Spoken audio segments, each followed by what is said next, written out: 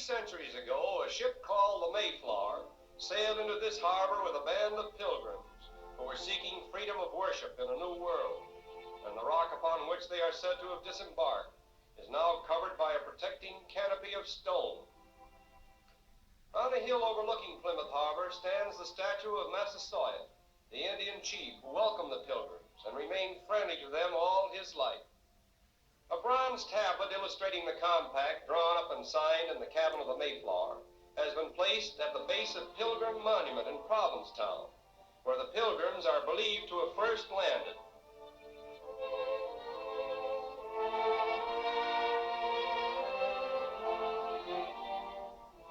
And in the little town of Duxbury, another monument commemorates the memory of the Pilgrim soldier, Captain Miles Standish, the valiant but bashful suitor, who has been immortalized in Longfellow's story of the courtship of Miles Standish.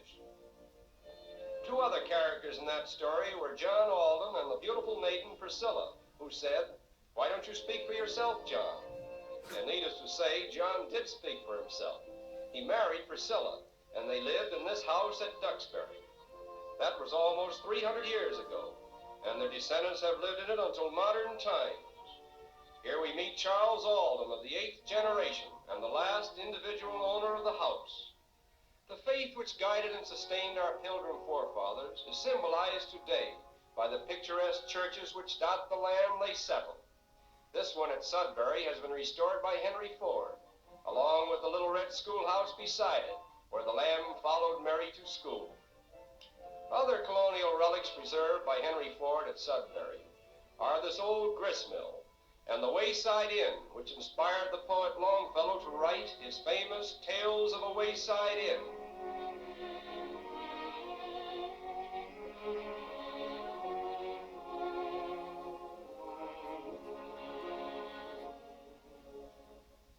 The residence and birthplace of Clara Barton in North Oxford is another famous landmark commemorating the birth of the founder of the American Red Cross.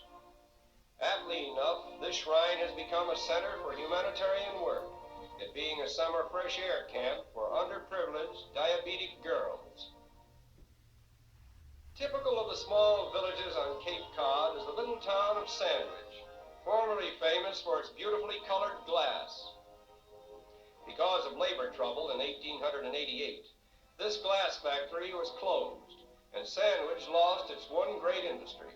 But out of the colored heaps of the old factory, a little girl dug countless bits of broken glass, and when she grew to womanhood, she used this glass in the creation of an art which perpetuates the memory of Sandwich's lost industry.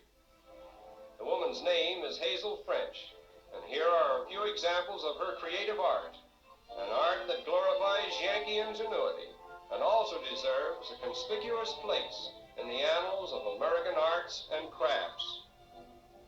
Other fine examples of Sandwich glass are to be seen in this rare collection.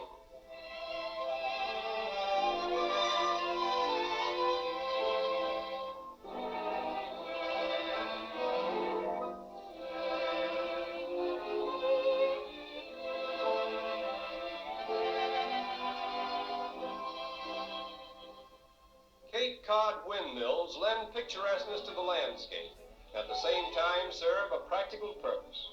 This one at Eastham was built in 1793, and it is said to be the oldest on the Cape. The many windmills built on Cape Cod are believed to be the direct result of the Pilgrims' stay in Holland before they came to America. Hear ye, hear ye!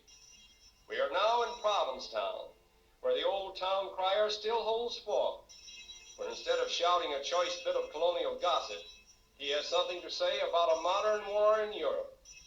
The same old Europe from which the Pilgrims sailed so long ago in quest of freedom and peace.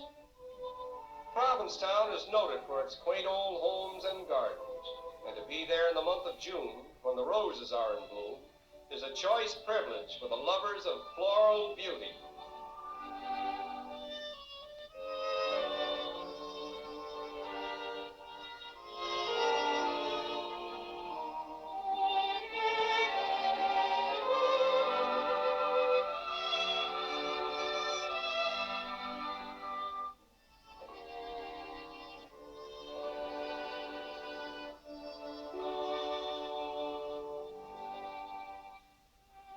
was from Provincetown that men went down to the sea in ships. And something of the picturesqueness of the old whaling days still remains in the fishing boats that sail out of Provincetown harbor today.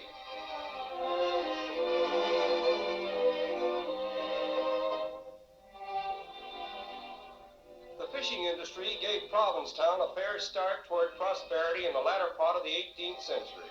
At the same time, recovery of goods and cargoes drifting ashore from wrecked ships was a recognized means of livelihood. Provincetown is still a fishing village, and the majority of its permanent residents are employed in the fishing industry. But in recent years, it has become a famous tourist resort, offering a range of accommodations which vary from the Provincetown Inn to individual little cottages along the shore. The natural picturesqueness of Provincetown has led to the development of an artist colony, which, for all the confusion, has nevertheless produced many of the nation's foremost painters, playwrights, novelists, and poets.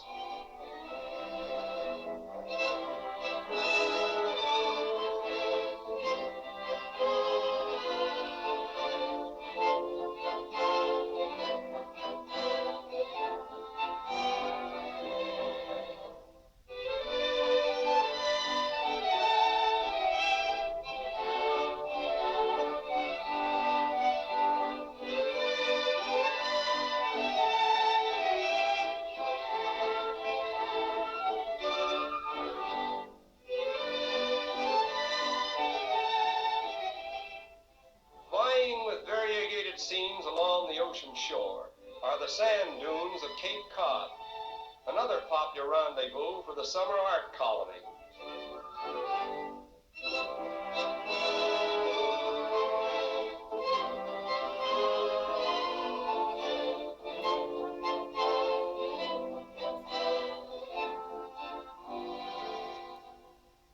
According to geologists, Cape Cod was cast up from the sea about 30,000 years ago, and these sand dunes were subsequently created by windstorms.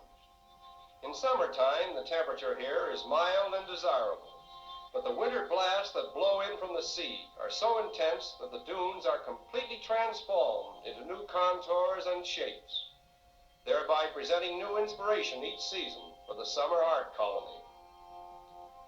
Constantly resounding across the sand dunes is the sound of the sea, a strand of the Atlantic Ocean, peaceful to look at on a summer's day, but nevertheless one of the most treacherous coasts on the eastern seaboard. It is here that Uncle Sam maintains a Coast Guard radio station and a picturesque lighthouse, with a crew of 10 men who do all the cooking and housework, in addition to their seafaring duties. And here, we are told, is the only place on the eastern coast where the sun sinks in the Atlantic Ocean.